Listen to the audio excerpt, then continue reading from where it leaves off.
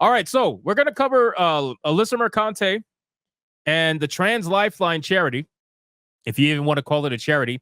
Now, this particular video was put out by SMASHJT. It's very good. I highly suggest you check it out.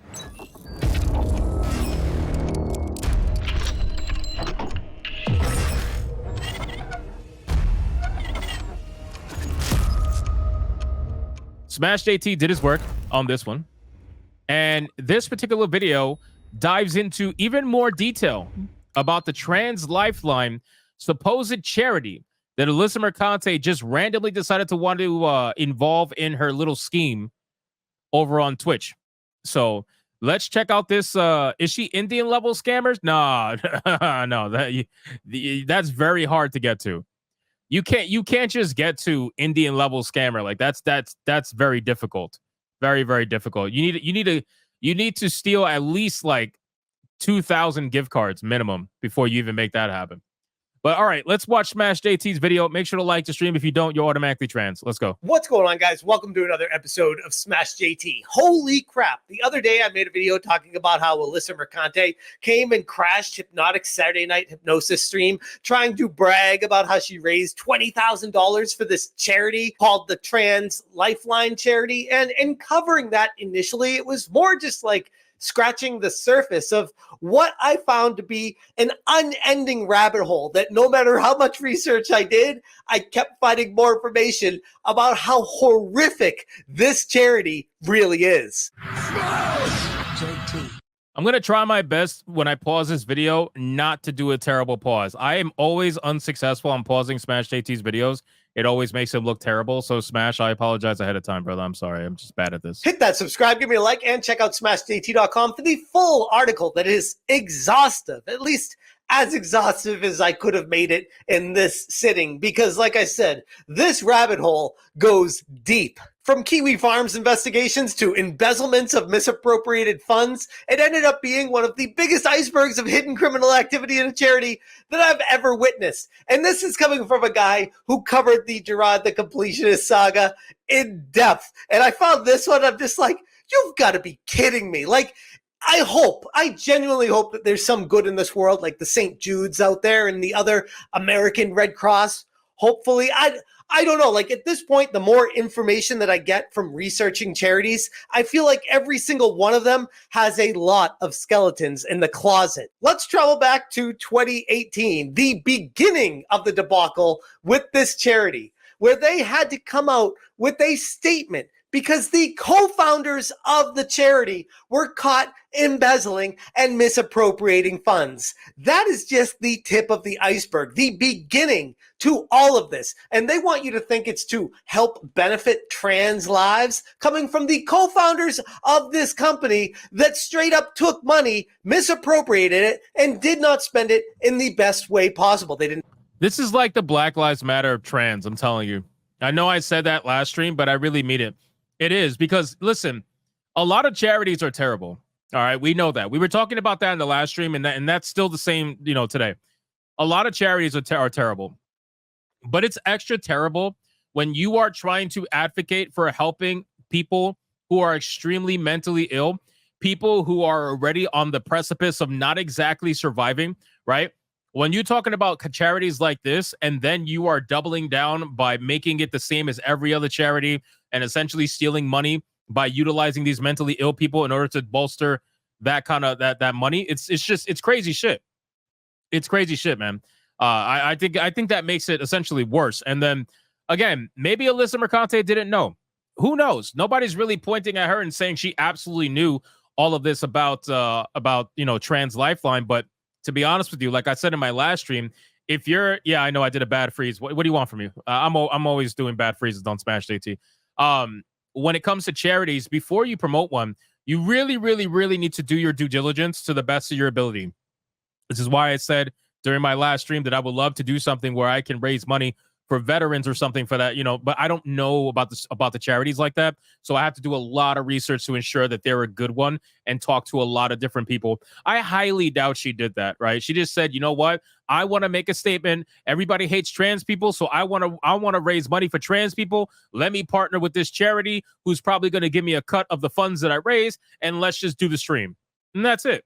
Didn't talk to the board about it. They didn't get approval for it. They just straight up took the money. There's a whole long email here that I could go through, but if I read through every word of everything, this would be a 3-hour long video. Let me just pick out the most important, crucial part of it, where they stated, earlier this year, the board launched an investigation into the financial transactions of Nina and Greta and concluded, with the advice of legal and financial professionals, that there had been significant spending of trans Lifeline funds outside the scope of the current budget.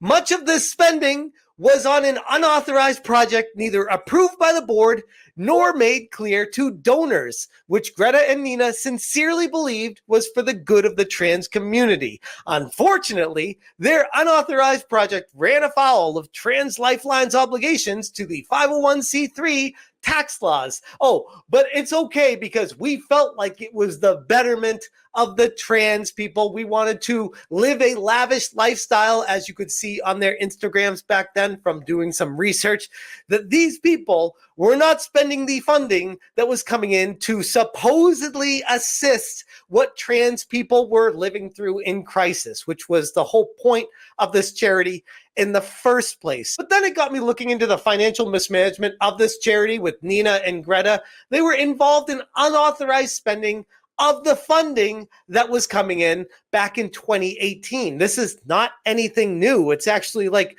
what this charity was founded upon was embezzling and stealing funding. Okay, let's get that straight. And this charity is still around. And finding this out, I'm like, oh, that explains, like in my previous video, I'm like, oh, these original people were there, but now it seems like they have a complete board refresh.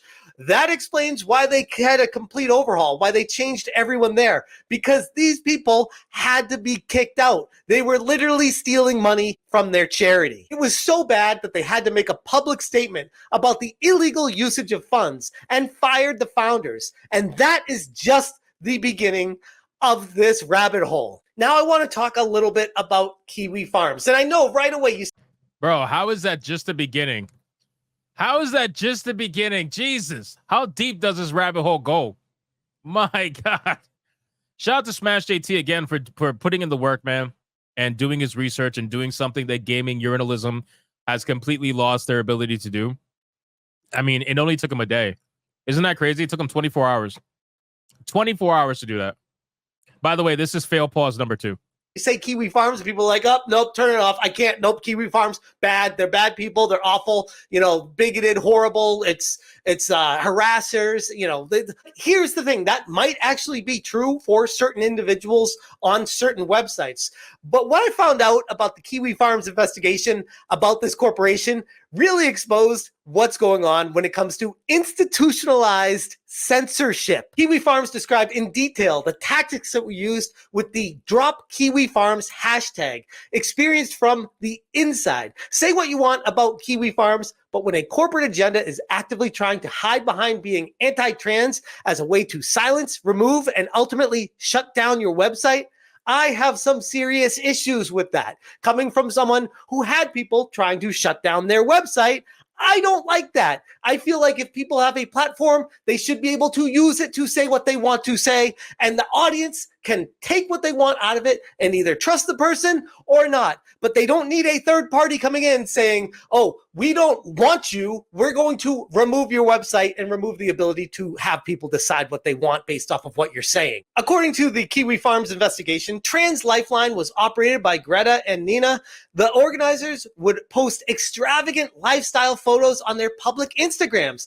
Meanwhile, the Trans Lifeline hotline service rarely had anyone online to accept emergency calls. This led Kiwi Farms users to suspect they were stealing from their charity. So we began documenting both their lifestyle and their hotline's performance, or lack thereof. Documents leaked to us by people who had worked with them showed that there was almost no organization, no internal support structure, and no training. Transgender people recruited by TLL to be call agents would then be put on lines to deal with the immediately at-risk unaliving transgender people with scant information on how to actually help them.